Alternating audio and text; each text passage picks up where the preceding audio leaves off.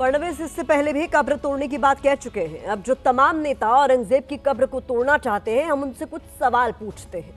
औरंगजेब की कब्र तोड़कर आखिर क्या मिलेगा? क्या गरीबी, बेरोजगारी मिट जाएगी? क्या औरंगजेब की कब्र टूटने के बाद इतिहास बदल जाएगा? क्या औरंगजेब की कब्र टूटने से मुगलों का नाम देश से मिट जाएगा? हमारा सवाल महाराष्ट्र के मुख्यमंत्री देवेंद्र फडणवीस से भी है कि अगर कब्र को एएसआई का संरक्षण नहीं होता तो क्या वो इसे तोड़ने का आदेश देते?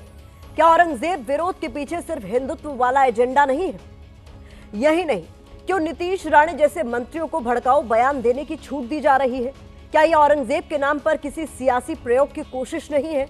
नीतीश राणे ने जो कहा है, क्या वो कब्र तोड़ने के लिए लोगों को उकसाना नहीं है? वो कह रहे हैं कि आप अपना काम करो, सरकार भी अपना काम करेगी। बाबरी को तोड़ते समय हमने आपस में बातचीत की थी क्या? तो क्या नीतीश राणे ये कह रहे हैं कि लोगों की भीड़ कानून हाथ पे लेते हुए जबरन कब्र को उखाड़ फेंके? शायद नीतीश राणे भूल गए हैं कि प्रदेश के लॉ एंड ऑर्डर की जिम्मेदारी भी उन्हीं की सरकार के कंधों पर है। वैसे महाराष्ट्र में औरंगजेब पर ज्यादातर दलों के नेता अपनी डफली, अपना राग अलाप रहे हैं। महाविकास अघाड़ी के दल भी कब्र तोड़ने की मांग पर बट गए हैं। इस मुद्दे पर जारी राजनीति से पहले हम आपके साथ औरंगजेब की कब्र से जुड़ा एक इतिहास शेयर करना चाहते हैं। ये इतिहास जानने के बाद शायद कब्र तोड़ने की मांग करने वाले नेताओं के रुख में कोई बदलाव आ सके।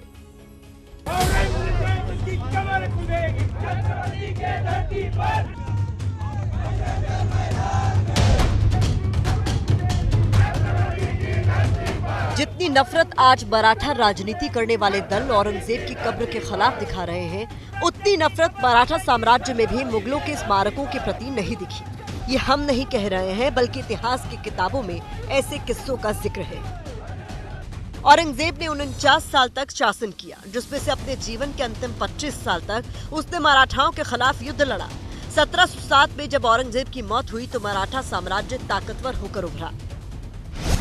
औरंगजेब की मौत के बाद छत्रपति शिवाजी महाराज के पोते शाहू प्रथम को रिहा किया गया, जो 7 साल की उम्र से मुगलों की कैद में थे और 18 साल तक जेल में रहे। बावजूद इसके रिहा होने के बाद शाहू प्रथम खुलदाबाद यानी आज के संभाजी नगर में औरंगजेब की कब्र पर गए। ये घटना महाराष्ट्र सरकार की तरफ से प्रकाशित मराठा कालखंड में दर्ज है, जिसे वीजी खोबरेकर ने लिखा है। शाहू महाराज जब औरंगजेब की कैद में लिए गए तब वो 7 साल के थे। 18 साल उनकी कैद में रहे और फिर उनको छोड़ा गया।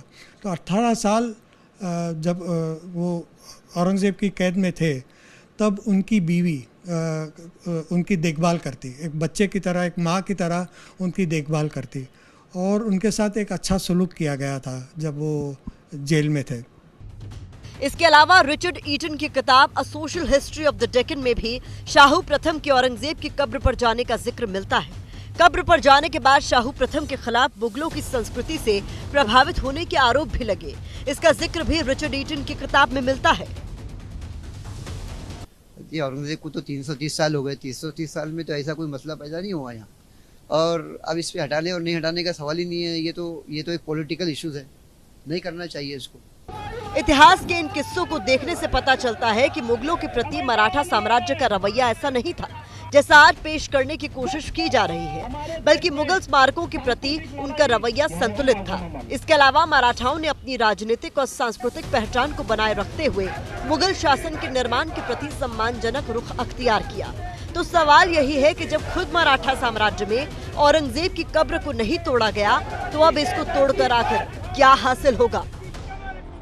छत्रपति के धरती पर